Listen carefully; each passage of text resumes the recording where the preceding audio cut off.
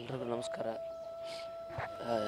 ನಿನ್ನೆ ಸಾಯಂಕಾಲ 4:30 ಗಂಟೆಗೆ ನಮ್ಮ ತಂದೆಯವರು ಹೃದಯಾಘಾತದಿಂದ ಎಲ್ಲೋಕ ತ್ಯಜಿಸಿದರು.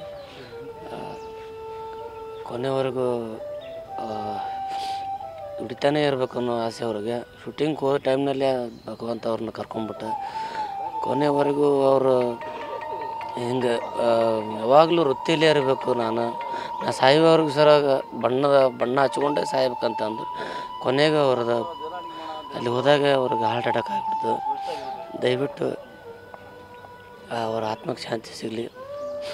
ಇದಕ್ಕಿಂತ ಹೆಚ್ಚು ನನಗೇನು ಮಾತಾಡೋಕ್ಕಾಗಲ್ಲ. ದಯವಿಟ್ಟು ನನಗೆ ನಿನ್ನೆ ಬೆಳಗ್ಗೆ 8 ಗಂಟೆಗೆ ಗೊತ್ತಾಗಿದೆ. ನಾನು ಬೆಳಗಾವಿಯಲ್ಲಿದ್ದೆ.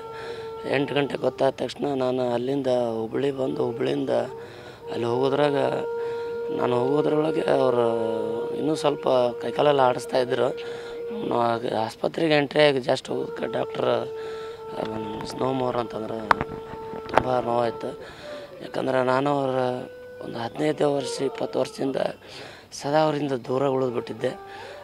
ಅವ್ರ ಜೊತೆಗೆ ಜಾಸ್ತಿ ಟೈಮ್ ಸ್ಪೆಂಡೇ ಮಾಡೋಕ್ಕಾಗಲಿಲ್ಲ. ಬರೀ ದುಡಿಯೋದು, ಕಂಪ್ನಿ ಕಲಾವಿದರು ಹಂಗಿರ್ಬೇಕು, ಪಾತ್ರ ಮಾಡಿರಿ, ನೀವು ಅವ್ರ ಜೊತೆಗಿರಿ, ಬೇರೆ ಇರಿ ಅಂತೇಳಿ ನಮ್ಮ ಕಂಟಿನ್ಯೂ ಕಲಾವಿದ್ರ ಜೊತೆಗೇ ಜೊತೆಗೆ ಬೆಳೆಸ್ಬಿಟ್ರು.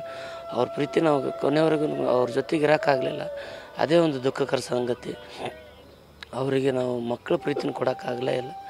ಅದಕ್ಕೆ ದಯವಿಟ್ಟು ಅವ್ರು ನಮ್ಮನ್ನು ಕ್ಷಮಿಸ್ಬೇಕಂತೇಳಿ ಮತ್ತೊಮ್ಮೆ ಕೇಳ್ಕೊತಾರೆ.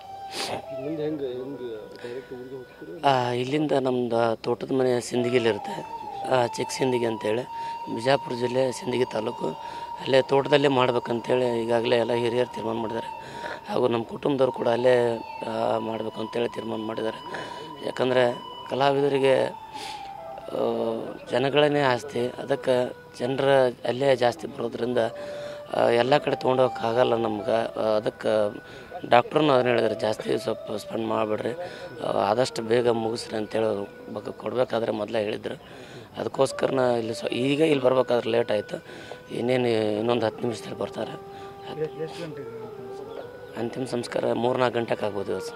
3 ಗಂಟೆಗೆ ಅಂದರೆ ಇಲ್ಲಿಂದ ಮತ್ತೆ ಅಲ್ಲಿ ಸಿಂದಗಿ ಹೋಗೋಕೆ ಒಂದು 2-3 ಅವರ್ ಬೇಕು ಸರ್.